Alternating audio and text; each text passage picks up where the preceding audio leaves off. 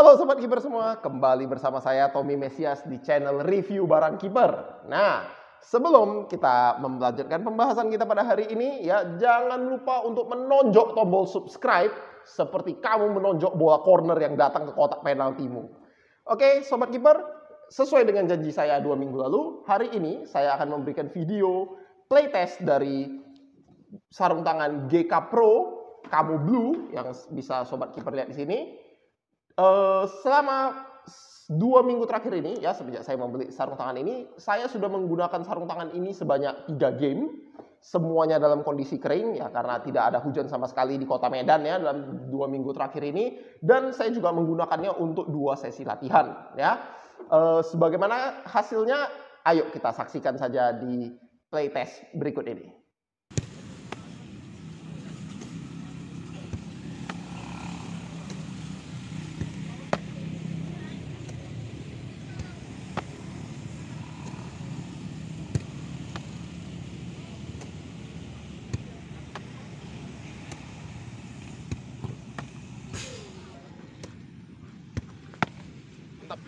Ini bannya bu. Nah, sini. Untuk video YouTube ini.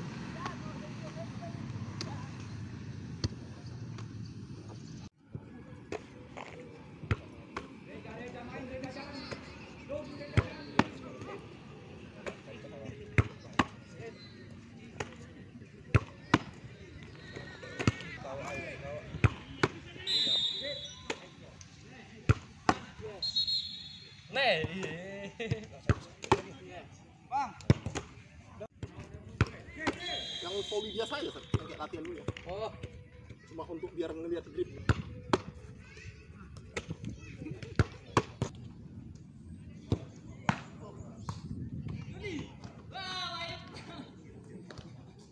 sore bang.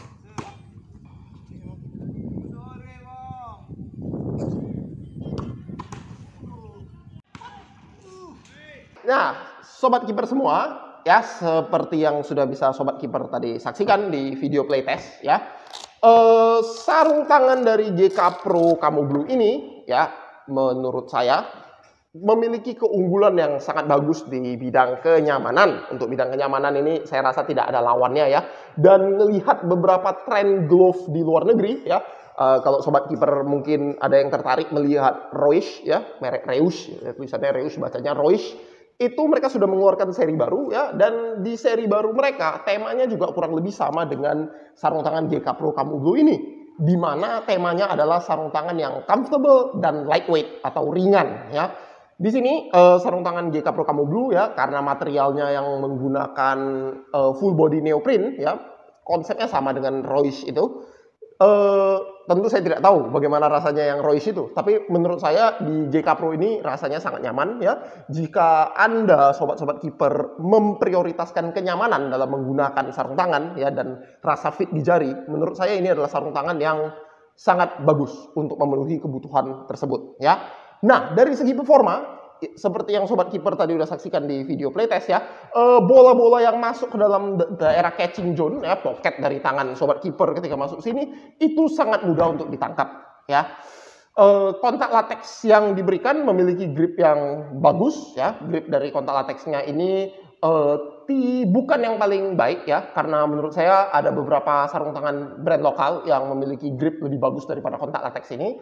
Namun untuk kontak lateks menurut saya gripnya sudah sesuai ekspektasi ya dari apa yang kita harapkan dari sebuah kontak lateks ya. Lalu kalau kita ngomongin grip, menurut saya salah satu yang membuat sarung tangan ini tidak begitu memiliki grip yang mungkin masih bisa ditingkatkan, itu adalah penggunaan gasetnya ya. Tapi menurut saya ini lagi-lagi trade off ya. Jadi kalau Sobat Kiper menginginkan gaset dari lateks ya, itu pasti akan mempengaruhi kenyamanan dan mempengaruhi tightness di bagian ujung jari. Karena menurut saya dilihat dari strukturnya ya, jahitan dan ketat di ujung jari itu datang akibat penggunaan gaset fabriknya ya. Lalu dari segi ketahanan ya, nanti Sobat Kiper bisa saksikan ya di sini terdapat beberapa titik abrasi ya, sangat wajar untuk sarung tangan kiper memiliki titik abrasi di bagian jari ya, terutama di ujung-ujung jari ketika kamu melakukan tip in. ketika kamu melakukan tip save ya, fingertip, nah itu bagian situ memang pasti akan terkena abrasi. Dan menurut saya abrasi yang ada di sarung tangan ini masih dalam kategori normal ya. Tidak ada yang terlalu masalah, padahal saya beberapa kali menggunakan sarung tangan ini di lapangan yang berpasir ya. Jadi dari segi durability menurut saya sarung tangan ini tergolong oke ya. Meskipun sebenarnya sama seperti semua kontak latex, pasti ketahanannya tidak akan sebagus sarung tangan dengan kualitas latex yang lebih rendah, misalnya super soft ya, gitu. Lalu dari segi penggunaan yang lain ya, mungkin yang sobat kiper perlu perhatikan ya, sama seperti material neoprene lainnya, jika sarung tangan ini basah, nah bagian neoprennya akan terasa lebih kaku, sehingga mungkin akan mempengaruhi ketika sobat kiper mencoba menggunakan sarung tangan ini ya. Tapi di luar itu tidak ada masalah. Nah, sekarang kita sampai ke bagian kesimpulan.